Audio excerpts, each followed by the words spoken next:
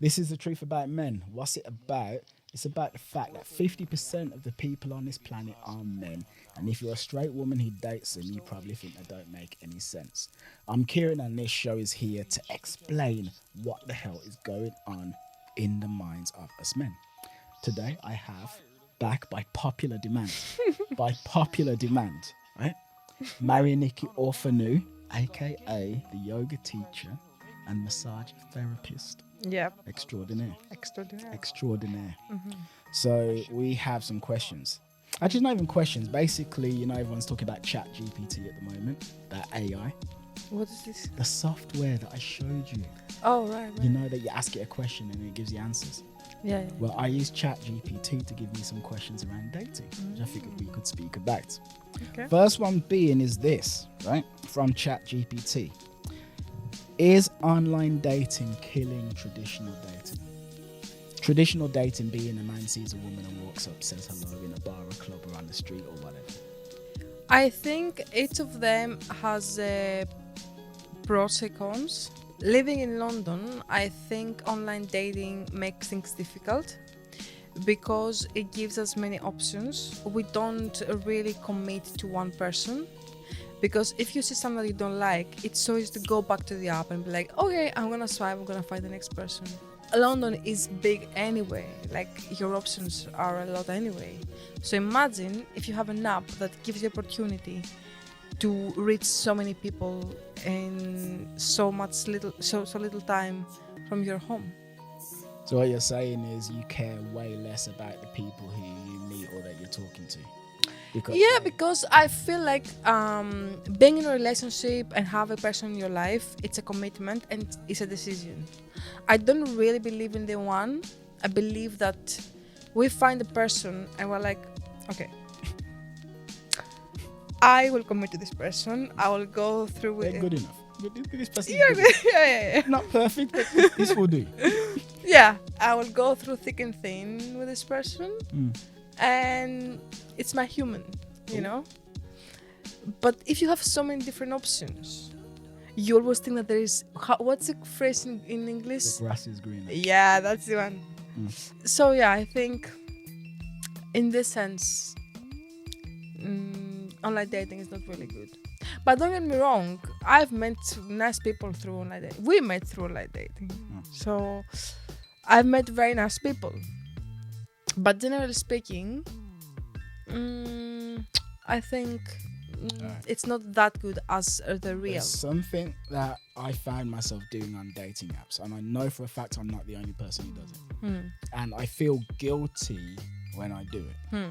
And I've consciously tried to stop myself from doing it more often. You ever see like someone has liked your profile and you look at them and you go, ugh. And you go, like you're almost slightly offended that this person thought they had a chance with you. Come on, you must have had that. But have you ever had that thought come through your head?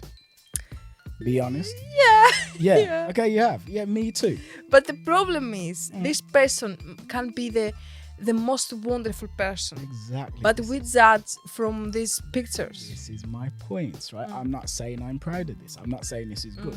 What I'm getting at is I've looked at people and I've gone, ugh. And I've gone like that. And then I thought like, yeah, the idea that this person thinks I have a chance with me, who the hell are they? And I catch myself thinking things like that. And I go like, no. Like, if I met this person in the street, like if I was in a bar and some woman who I wasn't at all attracted to came up to me and said, excuse me, I think you look really handsome. I'd love to get to know you. Even if I didn't want her at all, I would still be like, thank you. I appreciate that. And I would still treat her with respect and I'd still like have a conversation with her or things like that. But on an app, I see that person and my instinct's like, and then, Yeah, but there is what you had told me the other day, like some months ago actually.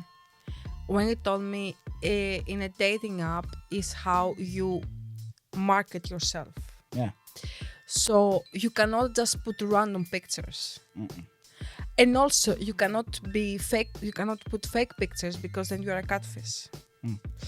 So it's very important when people are on dating apps to know what they're looking for and to show like their real selves. Because if you show something that you are not, you create like wrong expectations. So if I put on the app myself with high heels and dresses and fake eyelashes and, you know, being like something that I'm not, I will attract the wrong people.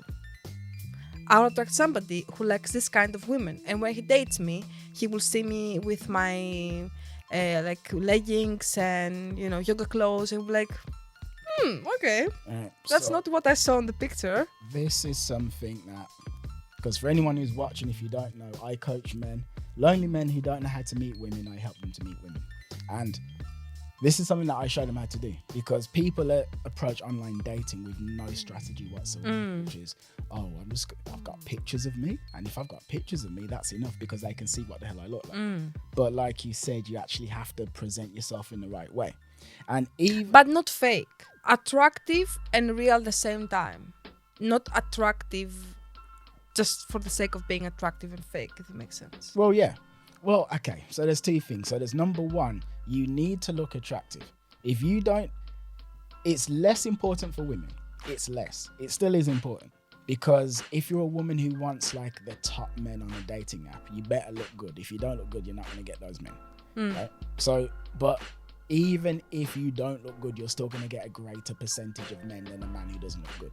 So you still need to have traits that are deemed to be attractive.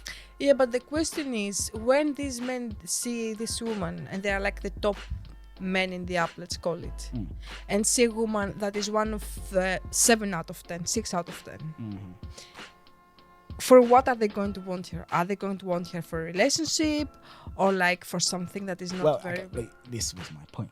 You didn't let me finish. All right, so... That's right. Apologize. So my point is this. So honestly, it's kind of like this. Even, you know, you got men who like just want sex, right? And then you got men who want a relationship. Both men who just want sex and men who want a relationship want sex. Okay? And the point is that they both want sex with a beautiful woman. The one who just wants sex just wants the sex. The one who wants a relationship also wants a relationship plus the sex. But the point is, the first barrier to entry if you're a woman is looking good. It's very important. You know, somebody had told me, sorry, I know I interrupted you, but it's like very related. Somebody had told me, if a woman is not beautiful, she needs to have a good job. If she doesn't have a good job, she needs to have a good body. Like, she needs to have something. Above the job, to be honest with you. Yeah, but he was like, okay, this person wants a beautiful woman, but he's like, okay, fine, you're beautiful, at least have a good job. Okay, don't have a good job, at least, I don't know, be good at something else. Which, when he told me this, I don't like that he thinks like this about women. That's how most men think. Yeah, I realized this afterwards. That's pretty much it. Yeah. I mean, I would say it would be beautiful body then job.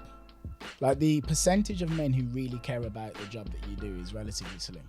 It's like, as long as what you're doing doesn't eclipse them, they don't really care. Doesn't what? Eclipse, like. So for instance, let's say you got a man and he's working as a bank manager and he earns 90 grand a year as a bank manager. If you're earning as a woman 350 grand a year as some leading salesperson, that's going to hit his confidence and make most men feel insecure. So as long as you're comfortably beneath him, so he gets to feel masculine, he doesn't really care. Basically, he doesn't care about what you do in the same way that a woman cares about what a man does. Basically. But anyway, this is my point. I'm getting back to online dating. So essentially, you need to look good. Let's say you're a woman. You need to look good, yes. But how do you get the sort of guy that you actually want to get?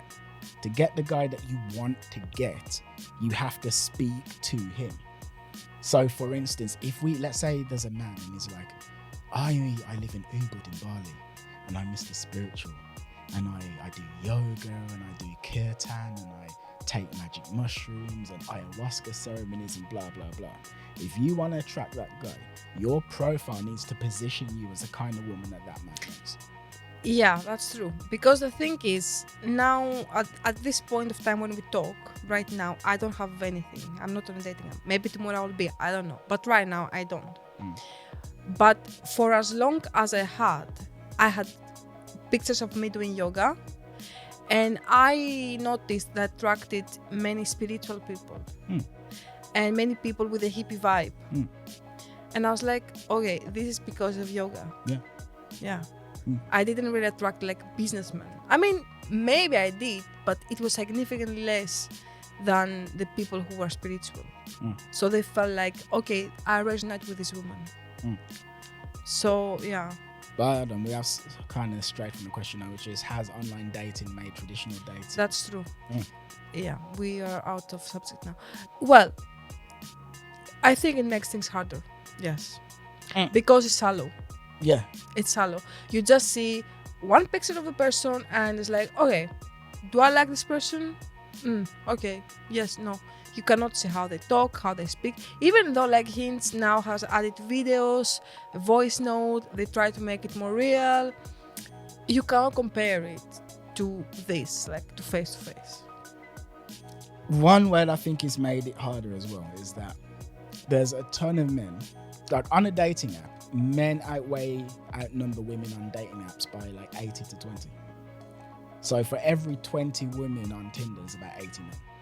What? Yeah. There's like way more men on dating apps than women. Seriously? Yes.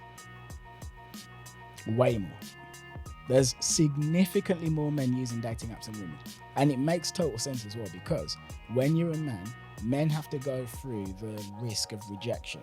So the last man who asked you out, whoever that was, he had to go, okay, let's do this now. Let's ask her. Maybe she's going to say yes. Maybe she's going to laugh at me. Let's figure it out. That's something that men need to do. You're out at a bar, you're in a club, you're in the discotheque with your girls, right? And you're having some drinks and whatever. And some man's looking at you. And in order for anything to happen with you and that man, he needs to come up to you because you're not going to do it to him. And the point is that is tough for men to do. Do you know what's funny? Okay, sorry. Whoa, hold the thought. Basically, it's tough for men to do. So because it's tough, right? When something like a dating app comes out and it gives you the chance to just not risk that rejection directly from a distance, it's very attractive because now you don't have to risk that rejection. For instance, have you not noticed that on, let's say, social media, you get men talking to you who you know wouldn't have the balls to talk to you in real life? You know that, right? Yeah, I had so many women say that. But can I say no? Okay. The last person who talked to me was like 10 days ago. It was like around 11 o'clock in underground, and I was eating something because I was hungry, and I saw him sitting next to me, and he looked good as well. Okay. So I was like, okay. He looked good. Yeah, he looked good. You liked what you said? He was, yeah, which usually is not the case. If somebody approached me on the road, usually they're not my type. This person was actually... He had his shit together. Oh, yeah. But then he was so confident. It was like, oh my God, like this person approached me, talked to me. He's very kind, very nice, you know, everything. And then I smelled his breath and I realized that he was quite drunk, but not wasted. And I was like, this is why he was so confident. I don't think he would be so smooth if he was 100% sober. Of course not. Yeah. Yeah, there you go. Which is very interesting. But yeah, so yeah, to finish the point I was making is that something I think that online dating does is, so 20 years ago, like when I first started dating or whatever, there was no online dating. So you had to walk up to women and go and speak to them. Now that online dating apps do exist, so loads of men that like try and hide behind them. And then in the result of hiding behind them, their ability to meet women in the real world suffers because they just try and rely on apps, which actually they don't get a lot of success on anyway, because men outnumber women by about 80 to 20. And then it's like the top 90% of women are matching with the top 10% of men on apps anyway. So even though there's way more men on apps than there is women are actually going for like a very small number of these men. So most of the men on apps aren't really getting much. So it's kind of a mess. But anyway, yeah, I think that's a good place to end it. Unless you've got something else to add. No, I don't have anything else. I just wish like things will get more real again than before these apps come up. Because it's good to take energy from people. It's good to meet people face to face. And you know something, like the other day I was talking with somebody who was a man, but was nothing in between us. We're just two human beings were talking and were sharing things about spirituality. It wasn't sexual attraction or anything. It was just two human beings talking. It was good. It felt good because I said, hello, my name is Marianiki. We gave hands, we shook hands, you know? And they were like, okay, so we're talking about an event and we exchanged experience, and you could see like the smile and how the face actually changes. When you're in front of the screen and you write, you cannot see all these things. And I think we miss a lot by using technology that much, and we rely on it that much. I agree. Yeah. So fingers crossed, traditional way will come back more. Never. It's just not gonna happen. Oh yeah, fingers crossed, I said. And there we go. That's it for an episode of Truth About Men. If you like the cut of our jib, then please do subscribe to the channel. It's very important, actually. It's very important because I put a lot of effort into actually creating these episodes. And if you just actually tap that subscribe button, YouTube will be like, people like this channel, so let's recommend it to other people. It makes a massive impact, and I'd appreciate the hell out of you for it. By the way, I have a new book called Start a Revolution. It is in the description, so please do give that a try if you like novels that are hard-hitting, emotional, powerful, and filled with loads of deep personal development references. It will be right up your street. Thank you and goodbye.